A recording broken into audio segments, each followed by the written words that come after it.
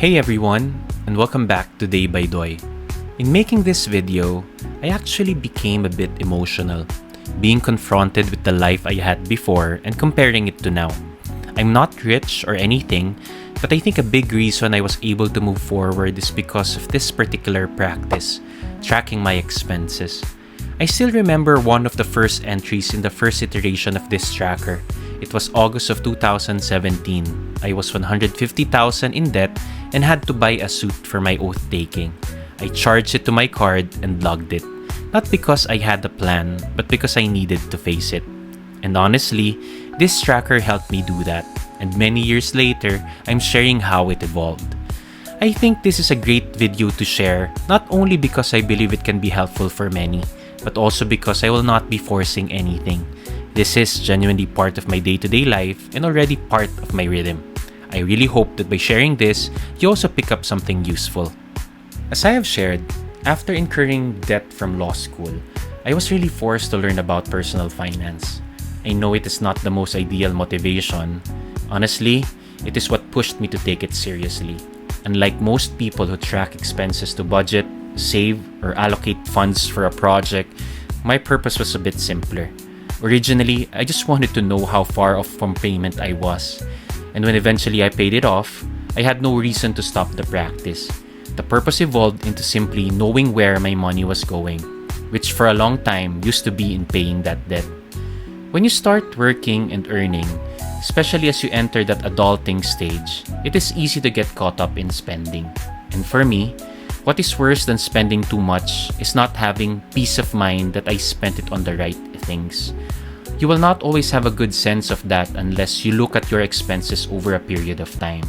If I incidentally saved or budgeted better, that is a bonus. But for me, the main purpose has always been peace of mind. It might sound simplistic, but I think a lot of young professionals can resonate with that. One of the books that helped me form a healthier perspective about money is I Will Teach You to Be Rich by Ramit Sethi. I have recommended this book several times because it really gave me a better appreciation of how to approach personal finance.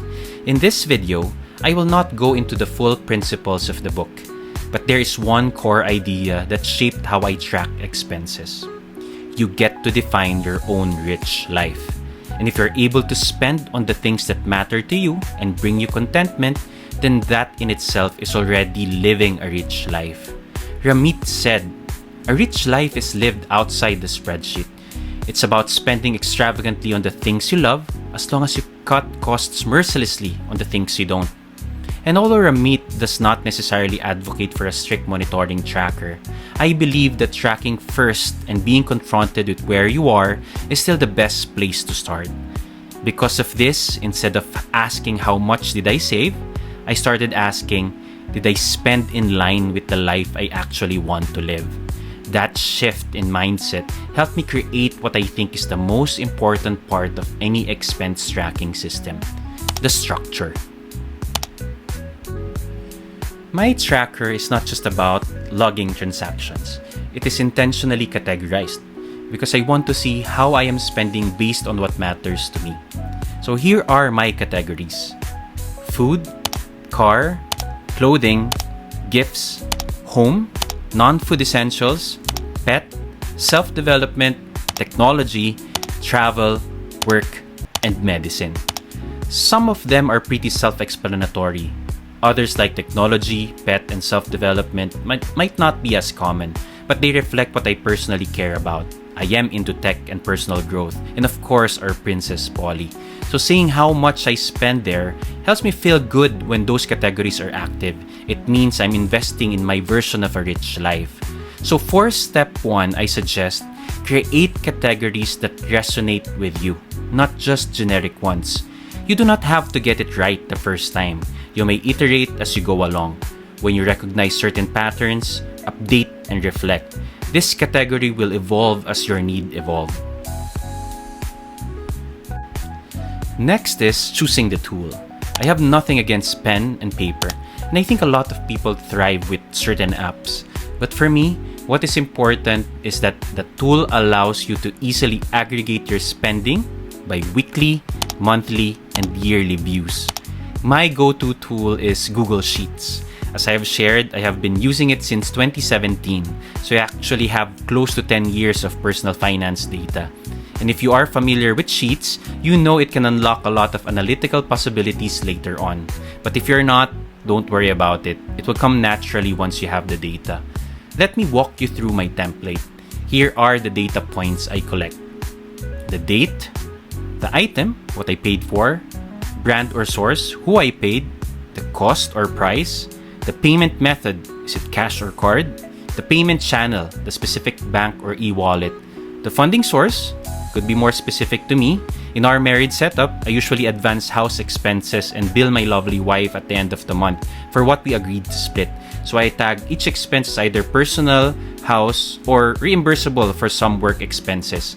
Then category, as I've shared in step 1, and payment terms is relatively a new one. I recently added this to track installment purchases or fixed monthly subscriptions, but I'm still experimenting here.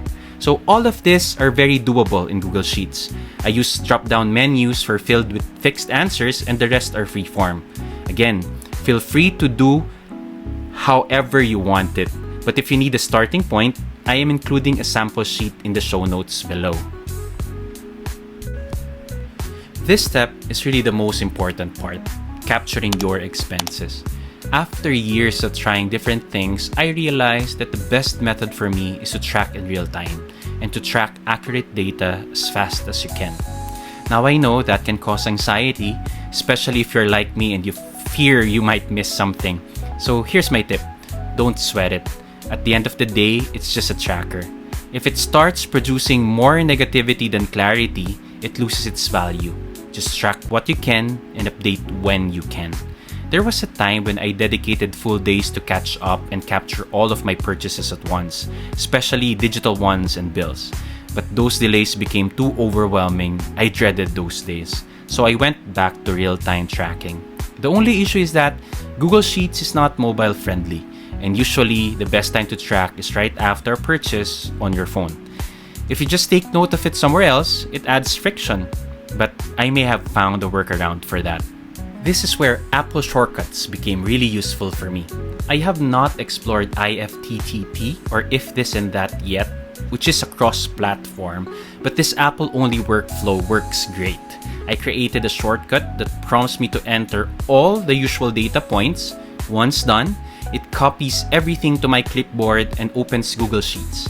Then I just paste it into the first column where I have a concatenate formula that automatically sorts the data into their correct columns. Let me show you.